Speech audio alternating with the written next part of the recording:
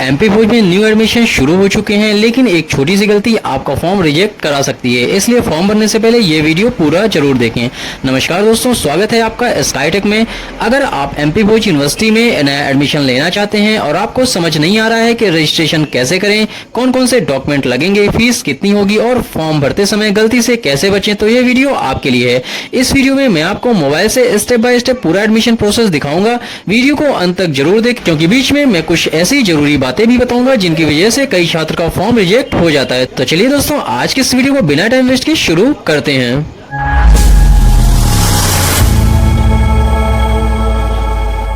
तो दोस्तों, एमपी भोज में न्यू एडमिशन फॉर्म भरने के लिए आपको एमपी भोज की ऑफिशियल वेबसाइट पर आ जाना है। इसका लिंक आपको वीडियो के डिस्क्रिप्शन बॉक्स में मिल जाएगा, जहां पर क्लिक करके आप डायरेक्टली इस साइट पर आ सकते हैं। यहाँ पर आपको ऑनलाइन सर्विसेज पोर्टल पर एडमिशन फॉर्म का एक ऑप्शन देखने को मिलेगा। यहीं पर आपको क्लिक टू अप्लाई पर क्लिक करना है।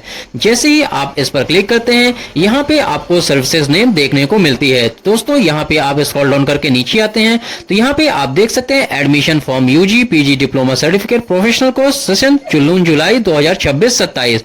आप यहाँ पर देख सकते हैं कि यहाँ पे एडमिशन प्रोसेस जो है ओपन हो चुकी है। अब यहाँ पर यदि आपको बीए, बीएससी, बीकॉम या बीबीए में first year new year admission चाहिए तो आप इस लिंक पर क्लिक करेंगे, और यदि आपको पीजी यानी पोस्ट ग्रेजुएशन में न्यू एडमिशन चाहिए तो आप application form for PG courses previous year student वाले ऑप्शन पर क्लिक करेंगे। दोस्तों, यहाँ पर आप देख सकते हैं कि इसकी लास्ट डेट जो है 31 जुलाई 2026 निर्धारित की गई है।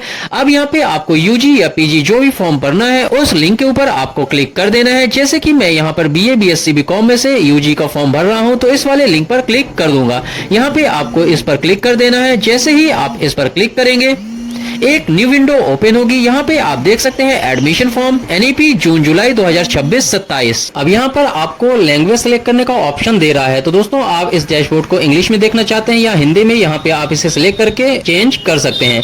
इसके बाद यहाँ पर आपको कॉलेज एंड कोर्स डिटेल्स का विवरण देखने को मिलेगा। तो यहाँ पर आपको प्रोग्राम में अपना कोर्स जो भी आप करना चाहते हैं, बीए, बीएससी, बीकॉम, उसे सिलेक्ट करेंगे। जैसे कि मैं यहाँ पे बीए सिलेक्ट कर लेता हूँ।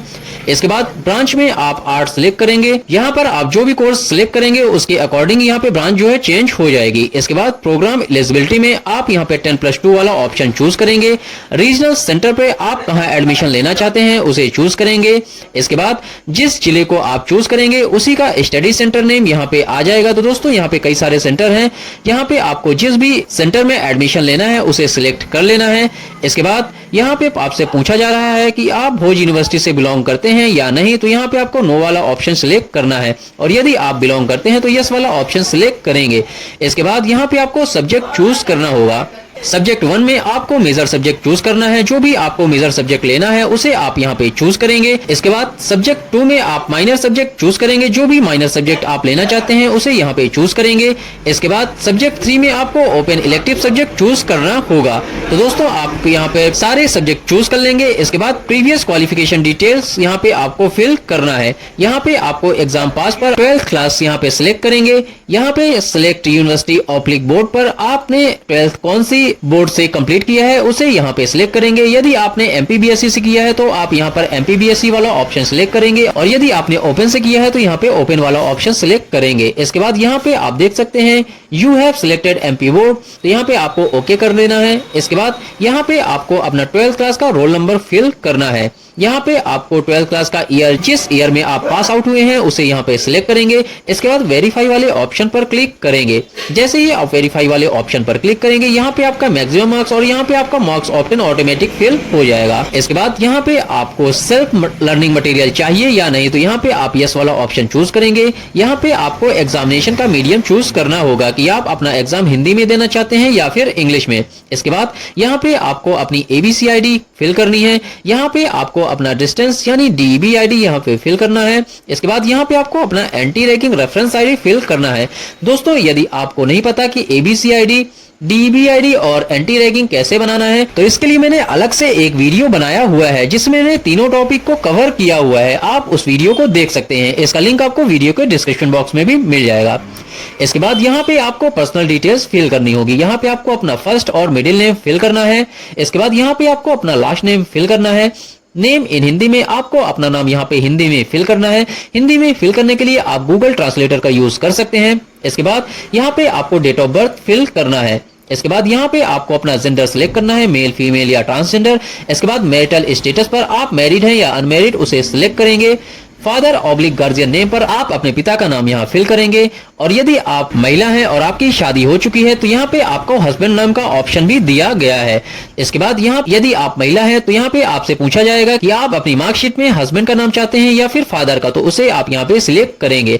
इसके बाद यहाँ पे अपनी मदर का नेम फिल करेंगे। यहाँ पे आप अपनी कैटेगरी चूज करेंगे, SC ST OBC या जो भी आपकी कैटेगरी है उसे आप यहाँ पे फिल करेंगे। इसके बाद नेशनलिटी पे आप यहाँ पे इंडियन सिलेक्ट करेंगे। इसके बाद सब कैटेगरी पर आप यदि आर्मी पर्सनल है, पुलिस ऑफिसर्स हैं या फिर स्पेशल एबल्ड है तो उसे यहाँ चूज करेंगे, अथवा नन ऑफ द अबव वाला ऑप्शन चूज करेंगे। इसके बाद यहाँ पे आपको अपना रिलीजन यानी हिंदू, सिख, मुस्लिम, ईसाई जो भी आपका रिलीजन है उसे यहाँ सिलेक्ट करेंगे। एरिया पर आप रूरल के एरिया में रहते हैं या अर्बन के, उसे यहाँ पे सिलेक्ट करेंगे। इसके बाद यहाँ पे आपसे पूछा जा रहा है स्टूडेंट वर्किंग, तो यदि आप वर्किंग है यानी कामकाजी है तो यहाँ पे यस वाला ऑप्शन सिलेक्ट करेंगे और सारी डिटेल यहाँ पे फिल करेंगे, अन्यथा यहाँ पे नो वाला ऑप्शन चूज करेंगे। इसके बाद यहाँ पे स्टूडेंट बिलोंग्स टू BPL में यदि आपका BPL कार्ड बना है तो यस वाला ऑप्शन चूज करेंगे, अन्यथा नो वाला ऑप्शन सिलेक्ट करेंगे। इसके बाद नीचे यहाँ पे आपको एड्रेस फिल करना होगा। यहाँ पे आपको अपना हाउस नंबर, यहाँ पे आपको कॉलोनी या ग्राम का नाम डालना है। इसके बाद यहाँ पे आपको अपनी सिटी या तहसील का नाम फिल करना है। स्टेट में आपका स्टेट पहले से फिल होगा। इसके बाद यहाँ पे आपको अपनी डिस्ट्रिक्ट सिलेक्ट करना है। पिन कोड में आपको अपना पिन कोड एंटर करना है। इसके बाद यदि आपका यही एड्रेस आपका परमानेंट एड्रेस है तो यहाँ पे आपको कॉपी परमानेंट एड्रेस का एक ऑप्शन देखने को मिलेगा। इसी पर जब आप क्लिक कर देंगे तो यहाँ पे आपका परमानेंट एड्रेस ऑटोमेटिकली फिल हो जाएगा। इसके बाद अदर डिटेल्स पे यहाँ पे आपको अपना मोबाइल नंबर फिल करना है। यदि आपका मोबाइल नंबर ही आपका व्हाट्सएप नंबर है तो इस चेकबॉक्स को टिक करना है। इसके बाद यहाँ पर आपको एक अल्टरनेट मोबाइल नंबर फिल करना है जो कि आप अपने फादर या मदर का दे सकते हैं। इसके बाद यहाँ पे आपको अपनी जीमेल आईडी फिल करना है। इसके बाद do you want to alumni of the university, तो यहाँ पे आपसे पूछा जा रहा है कि आप यूनिवर्सिटी में एलुमनी होना चाहते हैं या नहीं, तो यहाँ पे यस वाला ऑप्शन सिलेक्ट करेंगे। इसके बाद यहाँ पे आइडेंटिटी प्रूफ में आप voter ID card, pan card या आधार कार्ड लगा सकते हैं। आधार कार्ड के लिए आप गवर्नमेंट अप्रूव्ड आईडी कार्ड वाला ऑप्शन चूज करेंगे। यहाँ पे आधार कार्ड नंबर फिल करेंगे। इसके बाद यहाँ पे वोटर आईडी कार्ड में यस या नो का ऑप्शन चूज करना होगा। यदि आपका वोटर आईडी कार्ड बना है तो यस करेंगे, अन्यथा नो वाला ऑप्शन चूज करेंगे। इसके बाद यहाँ पे आपको बैंक विवरण फिल करना होगा। यहाँ पे आपको बैंक का नाम फिल करना है। यहाँ पे अकाउंट होल्डर नेम यानी बैंक खाता किसके नाम पे है उसे यहाँ फिल करेंगे। यहाँ पे अकाउंट नंबर फिल करेंगे और यहाँ पे IFSC कोड फिल करेंगे। इसके बाद गेट OTP वाले ऑप्शन पर क्लिक करेंगे। जैसे ही आप गेट OTP पर क्लिक करते हैं यहाँ पे आपको रजिस्टर्ड मोबाइल नंबर 4 अंकों का एक OTP सेंड किया जाएगा। यहाँ पे आप देख सकते हैं OTP successfully send to your mobile number. इसके बाद यहाँ पे आपको अपना OTP फिल करना है। इसके बाद वेरीफाई पर क्लिक करना है। तो चलिए दोस्तों मैं यहाँ पे OTP फिल कर लेता हूँ। इसके बाद जैसे ही आप वेरीफाई पर क्लिक करेंगे यहाँ पे कुछ प्रोसेस करेगा। इसके बाद यहाँ पे आपको फीस डिटेल्स देखने को मिलेगी। फीस डिटेल्स देखने के लिए आप शो फीस डिटेल्स पर क्लिक करेंगे। जैसे ही आप शो फीस डिटेल्स पर क्लिक करेंगे यहाँ पे स्क्रॉल डाउन करके नीचे आएंगे तो यहाँ पे आप देख सकते हैं कि यहाँ पे कोर्स फीस जो है वो 2500 रुपए है। यहाँ पे मैं बैचलर ऑफ आर्ट्स यानी BA की बात कर रहा हूँ। अलग अलग कोर्स की फीस यहाँ पे अलग अलग होती है। इसके बाद BA में आपका जो कोर्स फीस है वो यहाँ पे 2500 रुपए है। रजिस्ट्रेशन फीस यहाँ पे 150 रुपए कट रहा है। इसके बाद पोर्टल शुल्क आपका 56 रुपए लगेगा। टोटल अमाउंट जो है वो आपका 2706 रुपए यहाँ पे लिया जाएगा। इसके बाद यहाँ पे आपको डॉक्यूमेंट संलग्न करने होंगे। प्रूफ ऑफ DOB में आप अपने 10th की मार्कशीट सबमिट करेंगे। Marksheet of 10+2 oblique UG course में आप अपनी 12वीं की मार्कशीट सबमिट करेंगे। इसके बाद यहाँ पे आप अपना डोमिसाइल सर्टिफिकेट यानी निवास प्रमाण पत्र सबमिट करेंगे। यदि आपकी कैटेगरी SC ST या OBC है तो यहाँ पे आपको कास्ट सर्टिफिकेट भी लगेगा। तो दोस्तों यहाँ पे मैं जिनका फॉर्म भर रहा हूँ यहाँ पे जनरल कैटेगरी के हैं तो यहाँ पे इनका कास्ट सर्टिफिकेट नहीं लगेगा। इसके बाद यहाँ पे आपको अपनी इमेज अपलोड करनी होगी। आपकी इमेज इस प्रकार की हो जिसमें नीचे आपका सिग्नेचर भी होना चाहिए।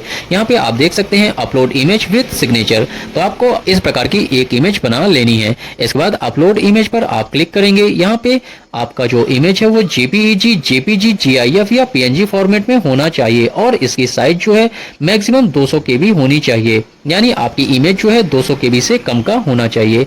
इमेज चूज करने के लिए आप यहाँ चूज फाइल पर क्लिक करेंगे, अपनी इमेज सिलेक्ट करेंगे और उसे अपलोड करेंगे। जैसे ही आप अपलोड करेंगे यहाँ पे आपको इस प्रकार से दिखेगा। तो यहाँ पे आपको अपनी इमेज की साइज सिलेक्ट कर लेनी है। इसके बाद क्रॉप वाले ऑप्शन पर क्लिक कर देना है। आपकी इमेज सक्सेसफुली अपलोड हो जाएगी।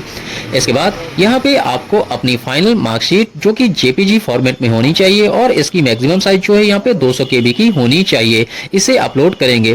दोस्तों फाइनल मार्कशीट में आप यहाँ पे 12th की मार्कशीट अपलोड करेंगे। मार्कशीट अपलोड करने के लिए आप पुनः चूज फाइल पर क्लिक करेंगे, मार्कशीट चूज करेंगे और अपलोड करेंगे। इसी प्रकार आपको यहाँ पर एंटी रैगिंग सर्टिफिकेट अटैच करना होगा जो कि जेपीजी फॉर्मेट में होना चाहिए। इसकी भी मैक्सिमम साइज यहाँ पे 200 KB होनी चाहिए। इसे अपलोड करने के लिए आप चूज फाइल पर क्लिक करेंगे, अपनी फाइल सेलेक्ट करेंगे और यहाँ पे अपलोड करेंगे। दोस्तों एंटी रैगिंग का सर्टिफिकेट आपको किस प्रकार से बनाना है इसका मैं अलग से एक वीडियो बना दूंगा, जिस पर और लिंक वीडियो के डिस्क्रिप्शन बॉक्स में दे दूंगा, जहाँ पर आप क्लिक करके आप उस वीडियो को देख सकते हो। इसके बाद सारे डॉक्यूमेंट्स यहाँ पे अपलोड करने के बाद यहाँ पे डिक्लेरेशन पर आप घोषणा पत्र पर इस चेकबॉक्स को क्लिक करेंगे, इस कैप्चा को यहाँ पे फिल करेंगे और सबमिट वाले ऑप्शन पर क्लिक करेंगे। यदि सबमिट करते ही आपको भी कुछ इस प्रकार का एरर आ रहा है तो दोस्तों यहाँ पर आपको बताना चाहूंगा कि आपकी जो एबीसी आईडी है उसमें जो नाम और डेट ऑफ बर्थ है वो आपकी 12वीं की मार्कशीट के अनुसार नहीं है, यानी यहाँ पे दोनों मिसमैच है, तो इसे सुधार करवा लेना है। इसके बाद दोबारा से आपको फॉर्म सबमिट करना होगा। यहाँ पे जो मुख्य वजह है वो यहाँ पे आपका आधार कार्ड है। आपके आधार कार्ड में जो नाम की स्पेलिंग है और जो डीओबी है यानी डेट ऑफ बर्थ है वो आपकी 12वीं के मार्कशीट में जो नाम लिखा हुआ है उससे मिसमैच है। तो सबसे पहले आपको अपना आधार कार्ड अपडेट करवा लेना है और उसमें नाम जो है 12वीं की मार्कशीट के अनुसार करवा लेना है। इसके बाद आपको दोबारा से अपनी एबीसी आईडी क्रिएट करना है। इसके बाद जब आप ये फॉर्म भरेंगे तो आपको किसी प्रकार की कोई समस्या नहीं होगी। तो दोस्तों ये सबसे बड़ी प्रॉब्लम आती है जो नॉर्मली एमपी भोज का न्यू रजिस्ट्रेशन करने में आता है, जो कि इसका एकमात्र सोल्यूशन यही है जो कि मैंने आपको बताया है। इसके बाद सुधार करने के बाद जब आप इसे दोबारा से सबमिट करेंगे तो यहाँ पे आप सकते हैं कि एक न्यू विंडो ओपन हो गई है। यहाँ पे आपको अपना स्टूडेंट नेम देखने को मिलेगा, एप्लीकेशन नंबर, यहाँ पे आपको अपना नाम, application number, DOB, regional centre, college का नाम और कोर्स नेम यहाँ पे देखने को मिलेगा। यहाँ पे check yes of group subject पर आपको यस वाला ऑप्शन ऑलरेडी सिलेक्ट रहेगा। नीचे आपको कोर्स ऑब्लिक सब्जेक्ट में अपना कोर्स सिलेक्ट करना होगा। इसके बाद गो टू सब्जेक्ट सिलेक्शन पर क्लिक करना है। जैसे ही आप इस पर क्लिक करते हैं यहाँ पे आप देख सकते हैं नेशनल एजुकेशन पॉलिसी के तहत सब्जेक्ट सिलेक्शन, यहाँ पे आपको अपना मेजर सब्जेक्ट चूज करना है। इसके बाद नीचे अपना माइनर सब्जेक्ट जो आप लेना चाहते हैं उसे यहाँ फिल करेंगे। इसके बाद ओपन इलेक्टिव सब्जेक्ट में आपको इलेक्टिव सब्जेक्ट चूज कर लेना है। वोकेशनल सब्जेक्ट में आपको कई सारे ऑप्शन देखने को मिलेंगे, लेकिन मैं यहाँ पे पर्सनालिटी डेवलपमेंट सब्जेक्ट को प्रेफर करूंगा। इसके बाद प्रोजेक्ट ऑब्लिक इंटर्नशिप पर आप प्रोजेक्ट पर सिलेक्ट करेंगे। इसके बाद सबमिट रिक्वेस्ट पर क्लिक करेंगे। जैसे ही आप सबमिट पर क्लिक करेंगे यहाँ पर आपसे पूछा जा रहा है are you sure you want to submit, तो यहाँ पे ओके वाला ऑप्शन चूज करेंगे। इसके बाद आपके सामने एक न्यू विंडो ओपन हो जाएगी। यहाँ पे आप देख सकते हैं डिटेल्स सबमिटेड सक्सेसफुली, इसे ओके कर देंगे। अब यहाँ पे आपको अपना फॉर्म अच्छे से चेक कर लेना है। यहाँ पे आप स्क्रॉल डाउन करके नीचे आएंगे तो यहाँ पे आपको ये सारे डॉक्यूमेंट की फोटोकॉपी अपने कॉलेज में जमा करना होगा। यहाँ पे प्रूफ फॉर डीओबी में आप 10th की मार्कशीट लगाएंगे, मार्कशीट 10+2 में आप 12वीं की मार्कशीट लगाएंगे। इसके बाद कास्ट सर्टिफिकेट पर आप अपना जाति प्रमाण पत्र लगाएंगे और डोमिसाइल सर्टिफिकेट पर यहाँ पर निवास प्रमाण पत्र लगाएंगे। इसके बाद नीचे आएंगे तो आपको यहाँ प्रिंट वाले ऑप्शन पर क्लिक करके इसे सेव एज पीडीएफ में सेव कर लेना है, ताकि अगर हमारी पेमेंट में कुछ प्रॉब्लम आती है या फेल्ड होती है तो हमारे पास इसका एप्लीकेशन नंबर होना चाहिए। तो दोस्तों इसे सेव करने के बाद आप प्रोसीड टू पेमेंट वाले ऑप्शन पर क्लिक करेंगे और यहाँ पे ओके करेंगे। जैसे ही आप यहाँ पर ओके करेंगे एक न्यू विंडो ओपन होगी। यहाँ पे आप देख सकते हैं एमपी ऑनलाइन पेमेंट ऑप्शन। यहाँ पे आप net banking, debit oblique credit card या यूपीआई के माध्यम से पेमेंट कर सकते हैं। यदि यहाँ पे आप नेट बैंकिंग वाला ऑप्शन चूज करते हैं कि यहाँ पे सिर्फ एसबीआई अकाउंट होल्डर्स के लिए कोई ट्रांजैक्शन फीस नहीं लगेगा। इसके अलावा यहाँ पे यदि आप पेटीएम पेमेंट गेटवे का यूज करते हैं तो यहाँ पे आपको 14 रुपए प्लस जीएसटी सर्विस चार्ज देना होगा। वहीं पर 6 रुपए plus GST charge other bank के लिए रहेगा। वहीं पे यदि आप पे गवर्नमेंट ऑल इंडिया यानी ऑल मेजर बैंक वाला ऑप्शन चूज करेंगे तो यहाँ पे आपको 5 रुपए plus service charge transaction processing fees देना होगा और 10 रुपए plus service charge transaction processing fees 501 रुपए से ज्यादा के अमाउंट पर यहाँ पर देना होगा। वहीं पर अगर डेबिट कार्ड या क्रेडिट कार्ड की बात की जाए तो यहाँ पे यदि आप डेबिट कार्ड से ट्रांजैक्शन करते हैं तो यहाँ पे आपको कोई फीस नहीं देनी पड़ेगी। वहीं पर यदि आपका कार्ड रुपए कार्ड है तो यहाँ पे आपको 0.40% GS plus GST transaction up to 2000 पर लगेगा। तो दोस्तों यहाँ पे आपको यूपीआई वाला ऑप्शन सिलेक्ट कर लेना है। यहाँ पे पेटीएम वाला ऑप्शन सिलेक्ट कर जैसे ही आप इस पर क्लिक करेंगे यहाँ पे आपको पेमेंट गेटवे का एक ऑप्शन देखने को मिलेगा, जहाँ पर आप अपना रेफरेंस नंबर देख सकते हैं। नीचे अपना एप्लीकेशन नंबर देख सकते हैं और अमाउंट देख सकते हैं। इसके बाद आपको यहाँ पे सबमिट करके पेमेंट कर लेना है। जैसे ही आपका पेमेंट सक्सेसफुल होगा, यहाँ पे आपकी रसीद जो है जनरेट होकर आ जाएगी। सो इस प्रकार से आप भी बहुत ही इजी तरीके से अपना एमपी भोज का BA BSc BCom या MA MSc MCom का न्यू एडमिशन फॉर्म फिल कर सकते हैं। आई होप दोस्तों आपको यह वीडियो पसंद आई होगी। अगर पसंद आई हो तो लाइक करिए, चैनल पर नए हैं तो सब्सक्राइब करिए और यदि आपका इस वीडियो से रिलेटेड कोई सवाल है तो नीचे कमेंट जरूर करिए।